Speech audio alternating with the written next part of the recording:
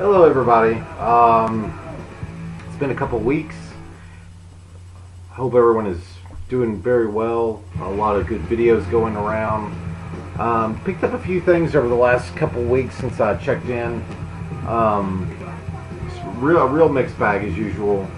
So yeah, we'll just get right into it. Playing in the background, a new record for me, but certainly not a new record. It's a compilation, classic compilation, punk compilation. This is Boston, not LA. It's sort of a compilation of Boston punk bands, Boston area. I believe this is originally from the 80s. This is a repress. I first heard about this in a NoFX song where Fat Mike is listing off all the records that he and his wife combined their record collection together, and this is one of the ones that they had. So I remember hearing that this is Boston, not LA, and then I'd always kind of looked for it and then saw it today. I haven't looked it up. I really don't know a lot about it, other than it's just a compilation of about 5 or 6 Boston bands: Decadence, the Threes, the FUs, Gangrene, the Groin Ads, Jerry's Kids, and the Proletariat. Really good stuff. Very similar to the Killed by Death series, if you're familiar with that. Something you would read about in Maximum Rock and Roll, perhaps. Really killer stuff. This is Boston, not LA.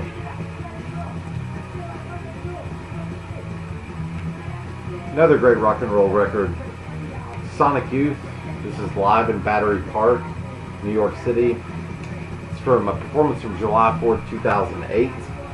I actually saw Sonic Youth on this tour in Nashville, and it was a really great show.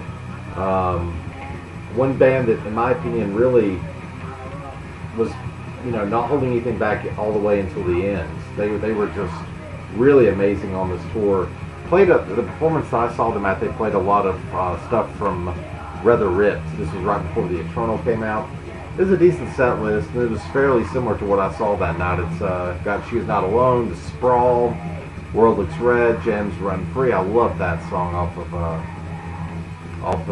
Rather Ripped. Hey Joni, The Wonder, Hyperstation, Bull in the Heather. I remember they played that in Nashville, 100%, and Making the Nature Scene.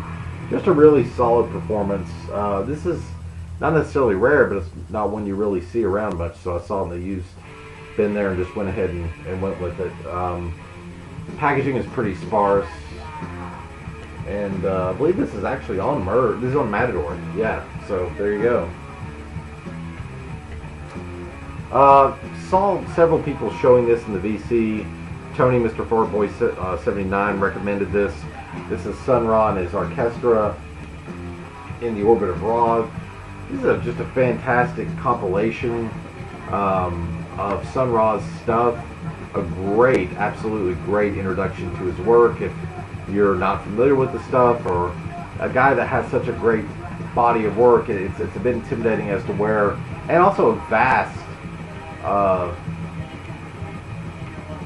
body of just different styles. I'm trying to think of the word. Just a lot of different stuff. I mean, Sun Ra stuff from the 50s is going to sound a lot different from stuff from the 70s, and this does a really good job of capturing it all. Nice double LP set, includes a CD, which is always nice.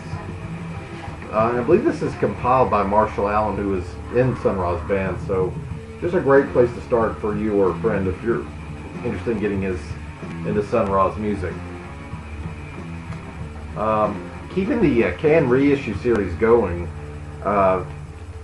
this is Can's, I believe, their 3rd or 4th album, and it is just absolutely fantastic. Jibamayashi, I'm butchering that, 4th studio album. I had a chance to buy these several years ago when they repressed them and slept on it, and then they were out of print, going for really ridiculous money. So it's good to see these done proper, nice pressing. Just sounds great. Absolutely classic krautrock, psychedelic. Again, what needs to be said about Can? I can just tell you that these things sound great, and really glad to see them back out there. Speaking of great reissues, well, a lot of these are older records today, but reissues. Captain Beefheart and his Magic Band, Safe as Milk. This is, I believe, Beefheart's second album. This is just a killer record. This is the record in high fidelity that Jack Black refuses to sell to the guy because he's not cool enough. There's the man right there. Just absolutely classic psychedelic blues, garage. You really do see the roots of Tom Waits on this record. And of course Trout Mask Replica, but didn't have this one, got it used for, it's still streamed, though it was in the used bin, $14.99, so couldn't sleep on that. Just sounds great, what a voice. Going in with that same vein, Captain Beefheart's good friend Frank Zappa. This is a overnight sensation. This is the Mothers. Just one of my favorite Frank Zappa records, and the Mothers records. Got I'm the Swan, Montana, Camarillo Brillo, just a lot of great, Dirty Love, just a ton of great Zappa moments. Got this used for $8, which is pretty rare. Well, not rare, but you know, you don't usually see these in good shape that cheap, and plays great, not a single scratch on it. So glad to have this, glad to fill in the Zappa collection. Just great artwork too. Another psychedelic masterpiece. This is another reissue. The Electric Prunes, I Had Too Much to Dream Last Night. This is from, I believe, 1967 or 8. Really getting into the Electric Prunes and 13th Floor Elevators, The Litter, all those really great psychedelic bands from the 60s. A lot of that thanks to Nathan Morales here in the VC, just an absolute psychedelic historian. This is a good one. I really like this quite a bit. Found this for $1, and I just went for it just based on the name and the cover. Didn't know anything about it, but Manu Dibango Soul Macasa. And then I later found out, I mean, again, this was $1. Plays perfect. Then I knew nothing about it, and I mean, again, that back picture there, you can't leave something like that laying there for $1, even if you don't know. Then I later found out this was like one of the most sampled LPs in hip-hop history, especially the song Soul Makosa. This is from 1972 on Atlantic. Just great stuff. I'm not crazy about the sax tone. It's a little Kenny G for me in a way. I can't really explain it other than I'm not too crazy about the sax tone, but I really love the just the rhythm section. It's just incredible. I don't even think that's a saxophone. I'm not sure what he's playing, but whatever it is, it's like amazing rhythm sections, and this guy kind of gets on it, and I mean, it's still really good. It was worth $1. That same day, I found this for 50 cents. Tom Waits' Nighthawks at the Diner. This is a live album of Tom from, I believe, 1975. Of course, Tom Waits, like Sun Ra, went through a lot of different phases, and this is Tom doing his drunken piano man type stuff, beat poet persona.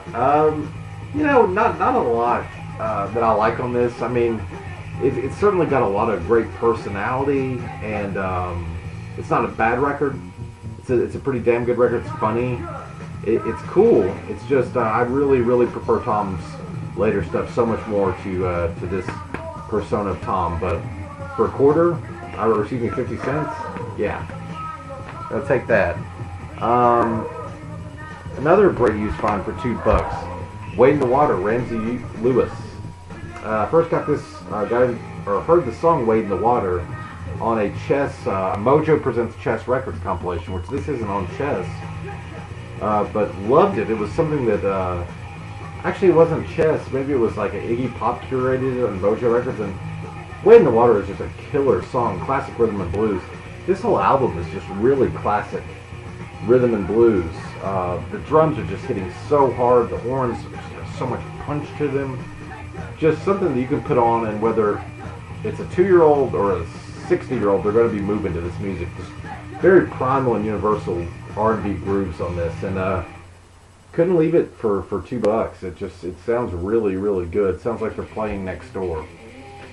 And then lastly, I got a couple of used Rolling Stones albums, all from the period that I really like the best of the Stones. I got Out of Their Heads,